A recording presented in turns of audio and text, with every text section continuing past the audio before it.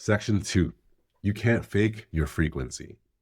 You can't act peaceful when your mind is at war. You can't say that Christ is king or say that you have faith in God when your nervous system is screaming. You can't say, I need you to listen to me when you don't even listen to yourself. They respond to your state of being. I used to think I was hiding my emotions well, right? Calm voice, controlled actions, right words. And this is me coming back from our 3-week trip to Taiwan and trying to readjust our night schedules. I was trying to tiptoe around the kids' routines at night, just making sure that they're doing what they need to do, right? At night to make sure we get the most optimal environment for them to go to sleep. You can't say you're a loving person, give off good energy and aura when your predominant thought patterns in your heart and your mind is of hatred, of being judgmental. You can't reap the benefit and fruit of faith and trust in the Lord and God if internally your nervous system is just screaming and fighting itself, right?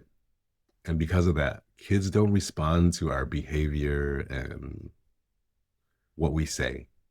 They're really responding to our state of being. I feel like it's a perfect example, right? Coming back, we knew that we had struggles with reintegrating our routine, our nighttime routines, especially coming back from a trip, time zone changes, abnormal routine, abnormal daily stimuluses. I knew that it was going to be hard.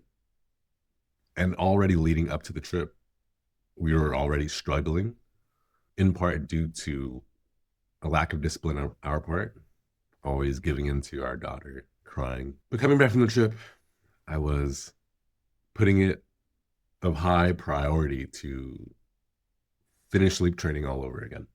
The dynamic of me and the kids is something I wanted to work on, right? I didn't want my kids to go to sleep unhappy and crying. Likewise, I didn't want to go to bed after friction with my kids. I didn't want to go to bed in a bad mood, right? Thinking that nighttime routine is stressful. That's not something you want to do, right? You want to build systems that are enjoyable and routines that reflect who you guys are.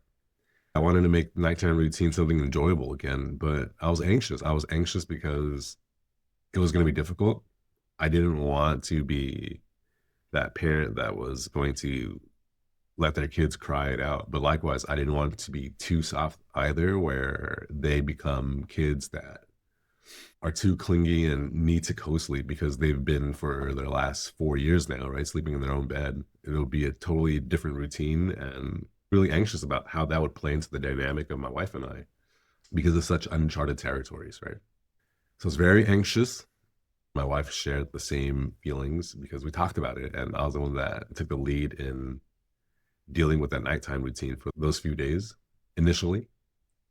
I was anxious. I'm looking back on the whole situation. As it got time for me to leave the room, say goodnight, I can see the fear, the separation anxiety kick in. She was trembling. She was starting to grip onto your arm tighter. You can see the look in her eyes.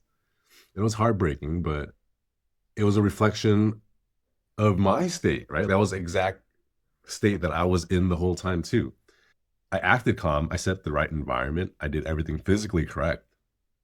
But she was responding to my state because internally I was clinging on to this ideal scenario and this ideal routine that I had. And I was anxious about what that would make my future, right? And all these different scenarios playing out in my head, played out in hers, and played out in her behavior, and played out in the outcome of the night. Because my mind was broadcasting fear and the kids were receiving it, right?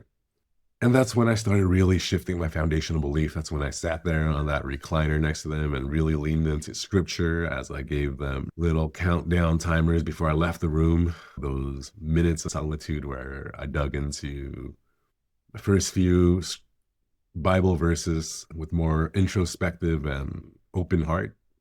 That's when it really changed.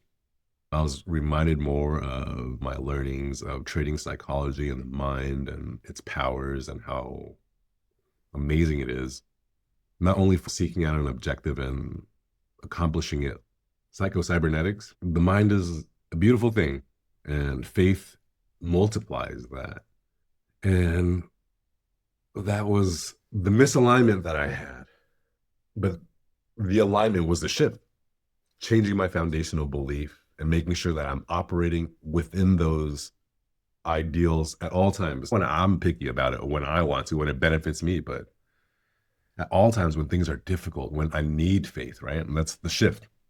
So I became more peaceful when I was sitting on that chair. I became more tapped into my mission, what I wanted to achieve, but having full faith that it was going to happen. That moment, sitting in that chair, reading the word, I felt that made a big difference in creating that sense of security, creating that sense of safety in the room.